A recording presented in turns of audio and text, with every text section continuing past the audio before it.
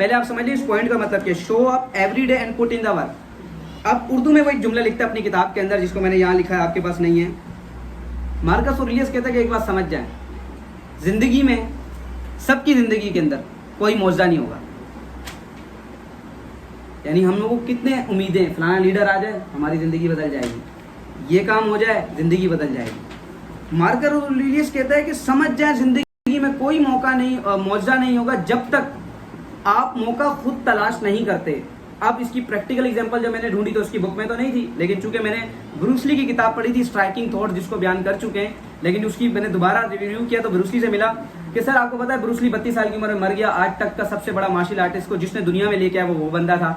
और आपको पता है 32 साल की उम्र में वो मरा और 29 साल तक समझे बेरोजगार था वो। विद इन 3 ईयर्स के अंदर उसने सारी सक्सेस पाई।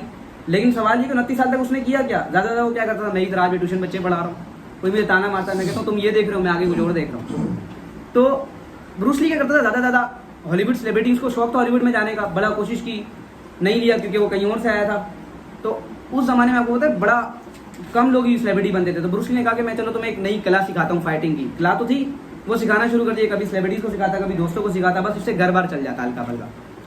इसी दौरान ब्रूस ली की कमर में उसकी जो ये T8, T10 और T12 आपको पता होगी 3 रीढ़ की हड्डियाँ यहाँ पर, कहीं फ्रैक्चर हो जाता है।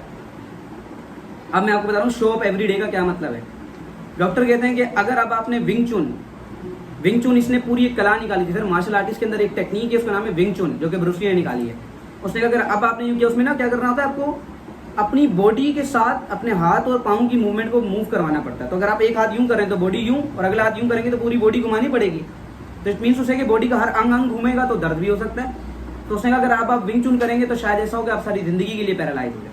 ब्रूस ली ने कहा ठीक है। उसने कहा कितने महीने का रेस्ट है? उसने कहा 6 महीने रेस्ट है, 6 महीने कुछ भी नहीं करना। ब्रूस ली ने कहा ठीक है। सर ब्रूस ली को 6 की जगह 8 महीने लगते हैं। ब्रूस ली क्या करता है, नंबर 1 इंक्रीज ट्रेनिंग वॉल्यूम। क्या करता है उसको पता है, रोजी भी खत्म हो गई, करने को कुछ नहीं, अपना वॉल्यूम जो पहले ट्रेनिंग करता था उसको बढ़ा देता है। आगे सुनते जाए।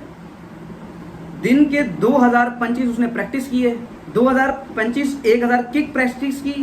फिर कभी कभार वो 16 किलोमीटर रनिंग करता, नहीं तो फिर 25 किलोमीटर साइकिलिंग करता। अब रिकवरी में उसको 6 की जगह 8 महीने लगे, लेकिन 8 महीने बाद चमत्कार हो गया। उसकी फिजिक ऐसी थी कि उसको रोल मिल गया, पहली फिल्म उसकी आई हिट हो गई। दुनिया ने इस 8 महीने के दौरान उसने वो सारी विंग चुन की टेक्निक्स को एक जगह शक्ल बना के, ये यूं बंदा मार रहा है वो यूं कर रहा है, शक्ल बना के किया। आज उसके ऊपर सर 8 किताबें प्रिंट हो चुकी हैं खाली उसकी फाइटिंग स्टाइल के ऊपर। इसलिए ब्रूस ली कहता है my style is to fight without fighting.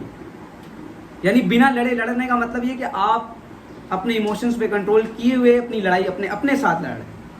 तो शो अप एवरी डे का मतलब है चाहे जिंदगी में कुछ भी हो जाए, आप मौत तक भी पहुंच जाए, आपने डेली वो काम करना है जिसके लिए आप बने। शो अप एवरी डे, रोज दिखाओ अपना आप।